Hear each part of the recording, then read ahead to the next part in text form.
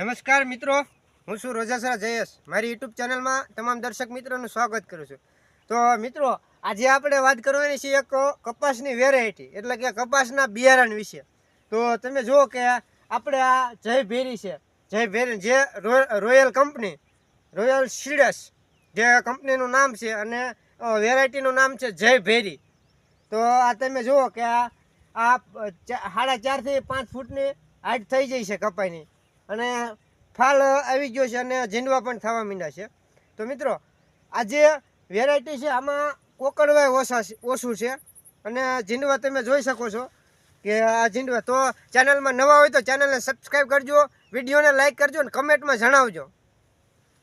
તો આજે આપણે આ જય ભેરી વિશે વાત કરશું કે ત્યાં મીડિયમ પાકતી જાત કહેવાય, કે બહુ વહેલી ન થાય અને બહુ મોડી ન થાય. આમ તો મિત્રો, આ પાક જે વેરાયટી છે તે આપણે કાઢીને શેણાનું પણ વાવેતર કરી શકાય છે. પછી જેવી ખેડૂત ભાઈને અનુકૂળતા લાગે એ પ્રમાણે તે શિયાળું વાવેતર કરતા હોય છે. જો એમને કપાસ સારો લાગે તો કપાસ રહેવા દેતા હોય છે, અને વાયેલો ફાલ પકડાવી અને તે વીણે લેતા હોય છે. અને જે ખેડૂત ભાઈને કપાસ ન રાખવો હોય તે શેણાનું વાવેતર કરતા હોય છે.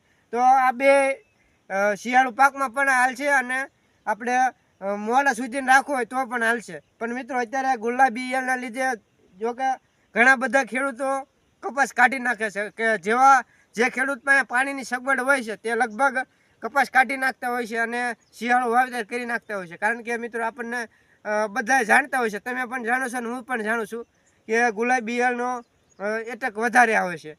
એટલે વાયેલા જે આપણે કપાસ રાખ્યું છે, વાયેલો ફાલ આવે છે, તેના ઝીંડવા થાય છે, ત્યારે લગભગ ઝીંડવામાં ગુલાબી ઈયળ આવતી હોય છે, અને 50% નુકસાન ખેડૂતને આપણે પાકમાંથી થતું હોય છે, એટલે રાખતા નથી. તો મિત્રો, તમે જુઓ આમાં કેટલા ઝીંડવા થયા છે. પણ મિત્રો, આપણે આ એક ભૂલ શું થઈ છે કે તમે જુઓ કે અહીંયા આપણે જગ્યા છે, આ કેટલી લગભગ 3 ફૂટ ઉપર જગ્યા છે. તો આ છોડવો જુઓ અને આ છોડવો જુઓ, આમાં બીજા છોડવામાં ઝીંડવા ઓછા લાગ્યા છે. કારણ કે જેટલો આ ખુલ્લો કપાસ છે તેટલા ઝીંડવા વધારે લાગશે, ને ફાલ પણ વધારે આવશે, અને હળવાની શક્યતા પણ ઓછી રહેશે. તો આજે વાત કરવાના છે કે પારવો જેટલો કપા હોય તેટલું આપણને ઉત્પાદન વધારે આવશે. તમે મિત્રો ઘાટો વાવો તો ભલે, અને થોડોક પારવો કપા વાવો તોય પણ ઉત્પાદનમાં ઝાઝો ફેર પડતો નથી. કારણ કે મિત્રો, તમે જુઓ કે આટલા ઝીંડવા છે ને એ બીજા છોડવામાં નહીં હોય. તમે જુઓ કે આપણે આ છોડવામાં આમાં ઝીંડવા નથી એટલા બધા. તમે જો આમાં તો છે જ તે, પણ એટલા બધાને એ છોડવા છે એ ખુલ્લો છે.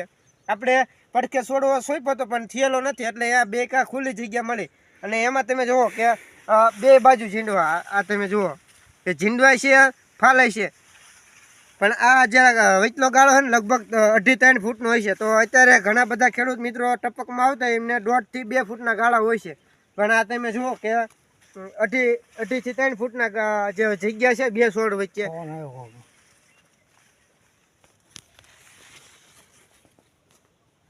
તો મિત્રો, આમાં આપણે 2 વખત દવાનો છંટકાવ કરેલો છે. કે એક વખત જે પહેલો છંટકાવ છે તે મોનોક્રોટોફોસ 36 SL આવે છે તે, અને 80 ફેટ નાખી અને છંટકાવ કર્યો હતો. પછી મિત્રો, બીજો છંટકાવ છે તે આપણે સ્ટ્રીપ અને ઈયળનો છંટકાવ કરેલો હતો. જે સ્ટ્રીપ માટેની જે દવા આવતી હોય છે, જે રૂસપ કરીને આવે છે તે, અને ઈયળની સાયફરમેથિન અને પ્રોફેનોફોસ આવે છે, તેનું 2 દવાનું ભેગું કરી અને આપણે આમાં છંટકાવ કરેલો છે. એટલે કે આવડો કપાઈ થયો, તમે જોઈ શકો છો. આ જય ભેરી બિયારણ છે, અને આમાં આપણે 2 જ વખત છંટકાવ કરેલો છે કપાનો. કે ઘણા બધા ખેડૂત મિત્રો જય ભેરી વાવતા હોય છે. ઓના મિત્રો જય ભેરી છે, શેરાટ છે, એવા જે સારા બિયારણ છે તેની ઓણ વધારે શોર્ટેજ હતી. એટલે તમે આ જોઈ શકો છો કે મિત્રો, આનું જે ઝીંડું હોય છે તે પેશી થાય છે, એમાં એક પેશીમાં આપણને 7 થી 8 કપાસિયા મળતા હોય છે, અને વીણવામાં એકદમ સરળ હોય છે. આ તમે જુઓ મિત્રો કે અત્યારે એક આ કોકડું પણ નથી.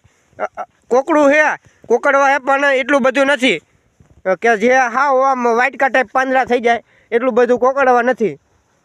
તમે જોઈ શકો છો કે કપાસ કે 4.5 થી 5 ફૂટની હાઈટ છે. તમે જુઓ કે પડદા પણ મળી ગયેલા છે. તમે જુઓ તો આ વિડીયો તમને કેવો લાગ્યો? વિડીયો સારો લાગ્યો હોય તો વિડીયોને લાઇક કરજો, શેર કરજો અને કમેન્ટમાં જણાવજો. વિડીયોને લાઇક કરવાનું ના ભૂલતા. ચેનલમાં નવા હોય તો ચેનલને સબસ્ક્રાઈબ કરી નાખજો. જય માતાજી મિત્રો, જય કિસાન.